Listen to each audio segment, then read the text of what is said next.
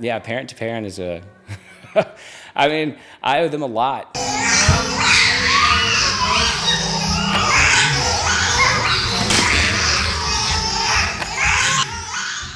Eleanor Mallory gave me a shout and said, would it be okay if we had another parent, maybe call you? And I was like, sure. I mean, at that time, and it couldn't have come at a better time. I remember specifically, it was 3 weeks into us having them home, all three.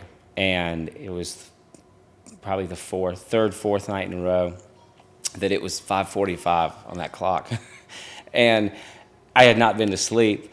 And, because we didn't know, I mean, we're new parents and, we're picking them up every time. And, Sarah's going to work, so I'm the one walking around with them because I married Superwoman who went to work 3 weeks after she had the children. Travis called one morning, I believe it was a Babies Can't Wait, a level 1 call, just trying to find his local office to get some support.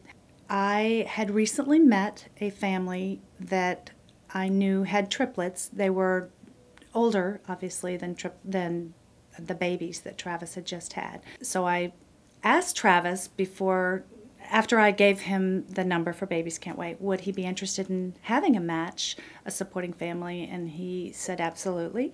And when I contacted Ben to find out if he would be interested in being a supporting parent, he said absolutely. They were born at 29 weeks, so about 11 weeks early.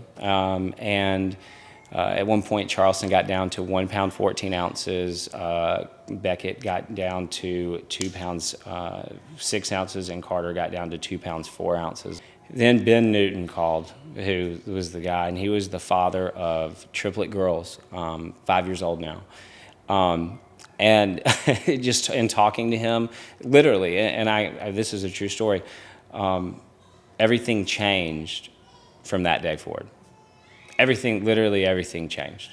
How we were approaching it, and it wasn't anything that their pediatrician didn't tell us or that our parents didn't tell us or that anything, but it's just completely different if you haven't been there.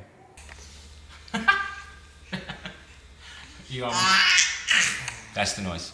To hear Ben Newton, who they're now 5 years old, it's obvious you were successful at what you did. By any stretch of the imagination, did they or do we do anything right? Like, do you have to find the absolute right way to do things to raise children with multiples? No. You just have to find the way that works for you. And sometimes that way is going to work for other parents. Or if you have a child with cerebral palsy, hey, try this as opposed to this because this seems to work with us. I mean, and that's exactly what the phone call with Ben was. It was being able to talk to a like-minded individual who still had his sanity after 5 years with triplets, and being able to ask him specific questions, say, hey, how did y'all handle this? Because here's what I'm experiencing at this stage. And him being able to immediately draw from an experience, a life experience that he had. Here's what we did. Here's what we found worked.